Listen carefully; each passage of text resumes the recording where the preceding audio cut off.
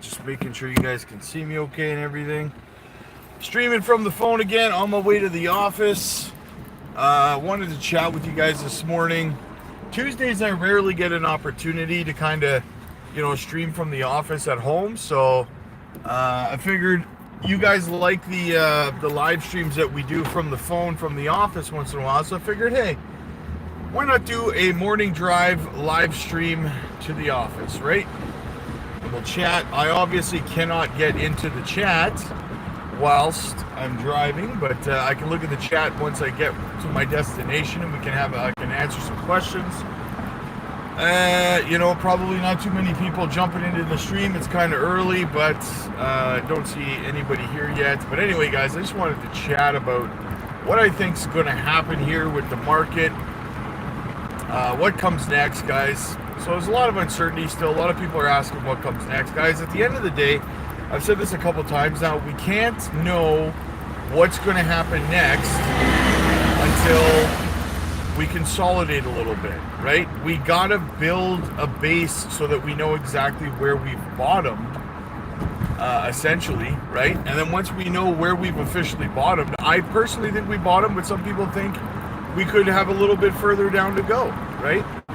I told you guys I thought we were going to head down towards that 48 to 52K level, and we did. We hit about 49.8, which was a phenomenal call by us. I gotta say, right? I gotta say that was a good call. That being said, though, guys, we hit that. We also hit where we thought Jasmine was going to go. I said Jasmine would probably kiss down to 1 cent 5, and we did. But again, we need things to play out a little bit further before we can know, what direction we're heading in next, right? We need to, at this point, consolidate where we are, right? Or kind of stair-step our way back up, because right now things are uncertain. Again, we could go down further. We could be done. We could have bottomed, right? So again, guys, I said when a stream started, once I get where I'm going to the office here, I'll be able to have a look at the chat, and I'll be able to answer some questions once I get there. But right now, obviously, I can't. I'm driving to the office, so hands-free. You know what it is, guys. Be safe. So anyway, we need to consolidate. We need to kind of hang out where we are. It was just a great opportunity for a lot of people, because a lot of people were saying, I hope it stays down like this for, a few more days till I get paid. Well, it likely will stay down a little like this until you get paid, somewhere in these levels anyways, for a little while, and maybe a couple of weeks, which is fine with me, because there's a lot of projects that I'm trying to accumulate right now, right? If you're on the member side at this point, you've known for a couple of weeks that I'm going really, really heavy into Myria right now at the price that it's at. I had a whole bunch of Myria already, but my cost average was somewhere around 1 cent, right? And the price of Myria being what it is now, it's way too good. It's an opportunity not only for me to lower my cost average, but to stuff my bags with a few million coins, right? Because I believe that Myria is, it's going to do phenomenal. I believe Myria has what it takes to go 50, 60 cents conservatively. I think that it could definitely mirror, I've talked about this before, I think it could definitely mirror what Gala did in the last bull run, whereas Gala went to, 82 cents from roughly where Myria is now. So, and the tokenomics are eerily similar, same max supply. So Myria's got all the potential in the world, guys, to really, really fly. So I want to finish stuffing those bags. I finished my XCN bags, as most of you guys know. By the way, guys, on a side note, I got two XCN videos, 2 Onyx coin videos coming out today as well.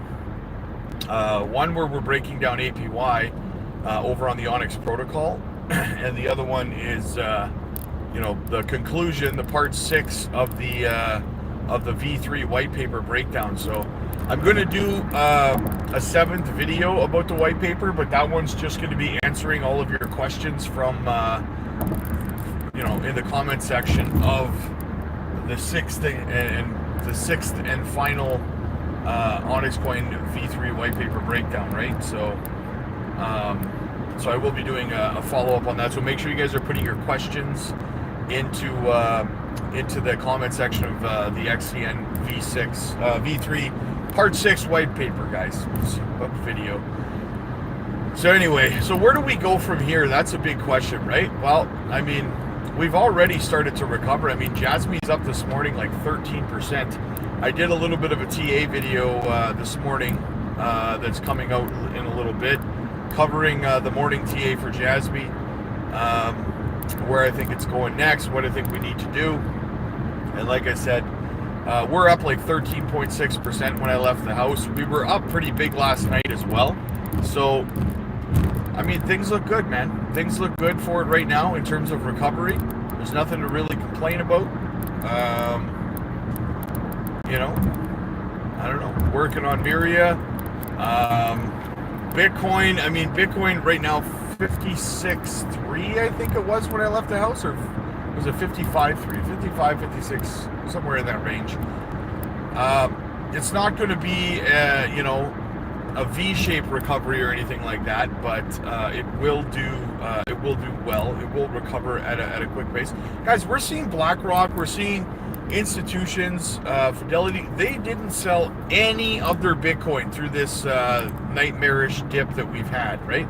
They never sold none, not any. In fact, they accumulated quite a bit, right? So when people are like, man, you know, I'm on edge and stuff like that. Well, let me ask you a question. Is BlackRock on edge, right? Are the ETF issuers, are they on edge? Is Michael Saylor and MicroStrategy, are they on edge? No, not at all. They're just buying. They're buying, right? So if these multimillionaires or billionaires, right, and these hedge funds are buying right now, why would you think that you should do anything but the exact same thing, right? That's what I don't understand. Why would you think it would be a smart idea to do the opposite of what the billionaires are doing? How do you think they became billionaires, right? So it doesn't logically make sense to me when people are panicking, when they're, you know, I mean, I know people have emotions, but when you really start to be logical about it, right? You start to think about it logically. Does it really make sense to be panicking and stuff when things are red and down? And like, not really. No, not really. The only time that you should be panic selling and all that kind of stuff is when the Blackrocks and the Michael Saylors and the MicroStrategies and the, you know, all the bigwigs, when they're selling en masse and stuff like that, that's when you should be panic selling, right?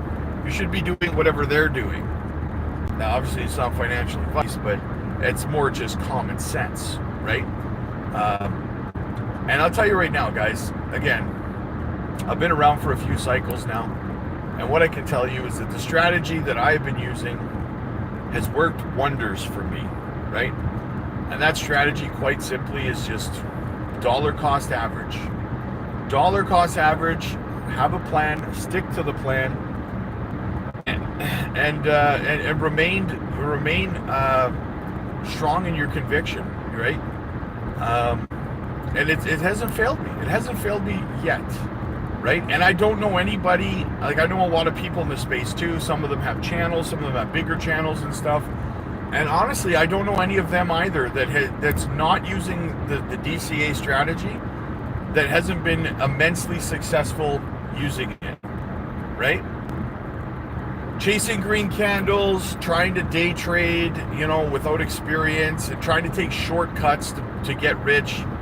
It's not going to work in this space, guys. It's not going to work. You gotta build your plan. And when I say your plan, I don't just mean your plan for getting into the market, for dollar cost averaging into everything, right?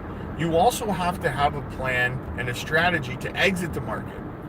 And just simply saying, I have a plan to exit the market, I'll just exit the market.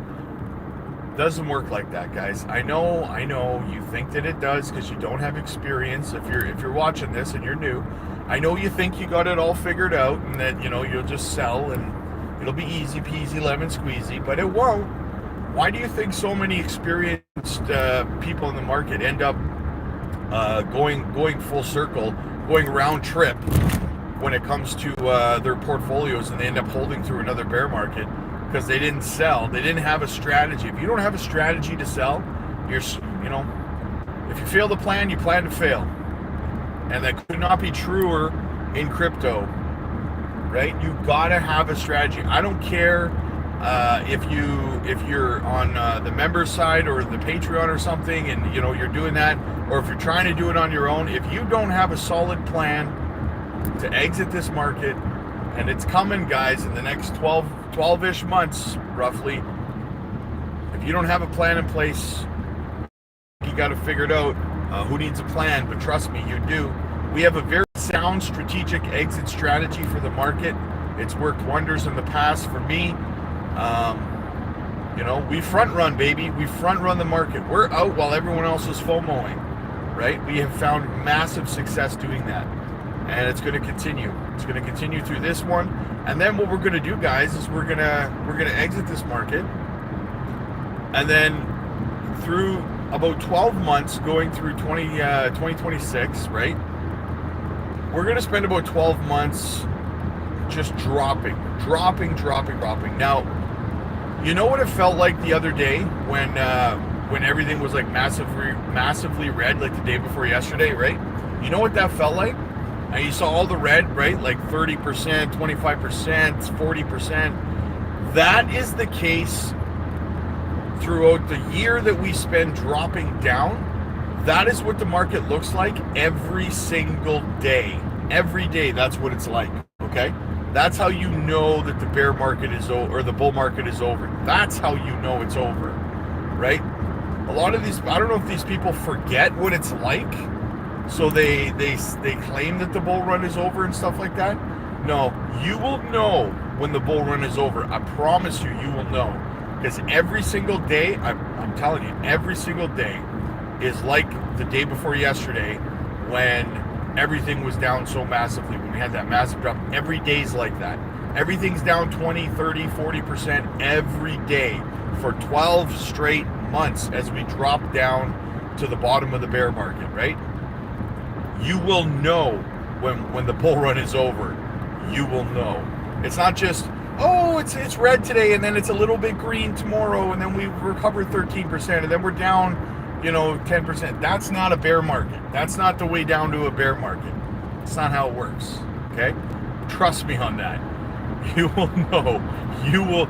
Those of you that are watching right now, those of you who have seen it, know exactly what I'm talking about. And you're sitting there right now going, yeah, he's right. It gets bad. It feels like, if you haven't exited the market, it feels like a punch in the stomach every single day. But if you have a plan in place and you have exited the market and you've made your way, you've got all your profits out either in stablecoin or, in fiat, whatever, then you're laughing. You're watching the market crash and you're just saying, come on, baby, bottom out so I can redeploy all this dry powder that I have, right? So I was going over my strategy for my profits with one of the Patreon members yesterday. We were doing one-on-one Zoom calls, and I was being asked, like, so what's my plan? What am I going to do? Well, there's a lot of different options, guys. You can start to utilize DeFi plays, right? For example, Onyx Protocol. You can stake your stable coins, some of your stable coins over there for pretty solid APY. I think on USDC they have like 4.63% or something along those lines. But their Ethereum staking over there on the Onyx Protocol is like 21% or something like that. It's redonkulous. So, I mean, there's a lot of options. You could do that with a portion of your profits. You can stake to try to get APY, because, like I said, it's going to take about a year for the market to bottom out, right? Which means, what else are you going to do in that year?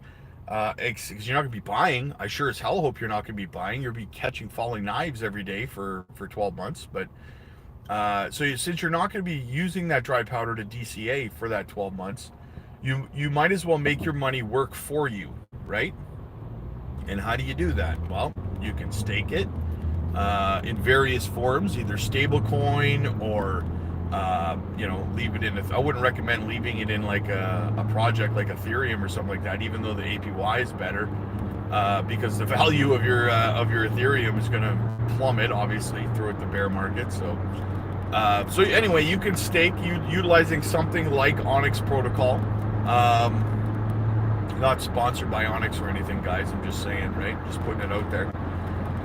And then, like, what I'm going to do, I'm going to take 25% of my profits, right, through this bull run, and I'm going to use it, I'm going to transfer that into fiat, and I'm going to, probably going to buy a new truck.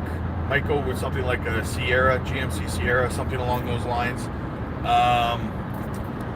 And then, the wife might want an SUV or something, might get something like that. But outside of that, guys, just going to have a nest egg for the next 4 years, because I got one more cycle to go through, right? I'm going to be around for one more 4-year cycle, at least one more, 2028, 2029. So then what I'm doing is I take 25%, or the rest of that 25%, and I just put it aside, right? That way, for the next 4 years, everything's paid for. The Christmases, kids' birthdays, all that fun stuff, right? It's all financially paid for.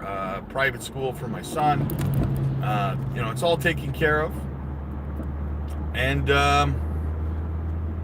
that's 25% is going to go towards that. Another 20 or 50% of it is going to go directly into Bitcoin, as close to the bottom as I can get.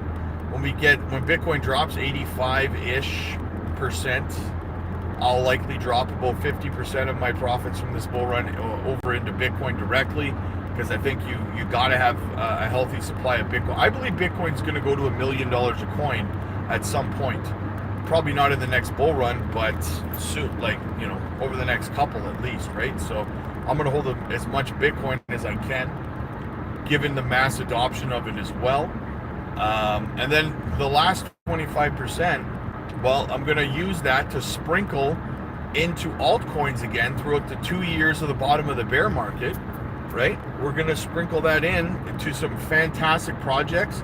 Probably continue to build my Jasmy bag as well, because I'm only selling about 50% of my Jasmy bag in the bull run. I'm going to keep 50% because I think that it's just one of those projects that's going to be. It's a special project, near and dear to my heart, and I think it's going to do phenomenal. So I'm only selling 50% of my bag of that. I'm going to hold on to 50%, and then I'll reload on more Jasmy through the bottom of the next bear market, but spend 2 years DCAing. Because, guys, I've said this before, right?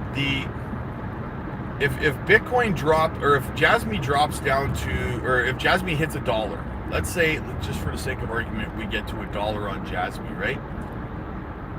And if it falls 90%, I mean, the lowest you're going to get Jasmy in the next bear market is around 10 cents, give or take, right? That's like the lowest you're going to be able to pick Jasmy up for. So when people ask me right now, is it too late to get into Jasmy? I'm like, guys, you're still below the price that it's going to be in the bottom of the next bear market, in my opinion, right? So that makes it a fantastic pickup, in my opinion, still, right? Anything below 10 cents to me is still a steal of a deal when it comes to Jasmy. So, I mean, the utility of it, the team, we know the things that are coming in the future, guys, and it's only going to continue. Again, we've got a team who literally contributed to making Sony a household name, guys, right? I have every confidence in the team to get it done, to make Jasmy a household name. I believe that Jasmy is going to have devices and connect devices in people's homes. It's going to be in people's homes, and people are not even going to be aware that it's in their homes. Like Panasonic is a perfect example, right? When Jasmy partnered with Panasonic in March, I read a lot of people saying, "Oh, Panasonic, who cares? Like, who even uses Panasonic?" And I guess they didn't even realize that most of the utilities in your house, most of the stuff you have, your kitchen utilities and stuff, most of it's Panasonic. I honestly didn't notice that my microwave is Panasonic. It says Panasonic right on the front of it. I didn't even know that until Jasmine partnered with Panasonic, and I realized, holy crap, I use Panasonic. I use Panasonic stuff. What else is Panasonic in my house, right? That's what it's going to be like for Jasmine as well. What other IoT devices in my house are powered by Junction, right? It's going to be a whole crap load. You're not even going to realize it. That's the thing, guys, right? That's where I see this project going in the big picture. So the potential's just, off the charts. So yeah, but for now,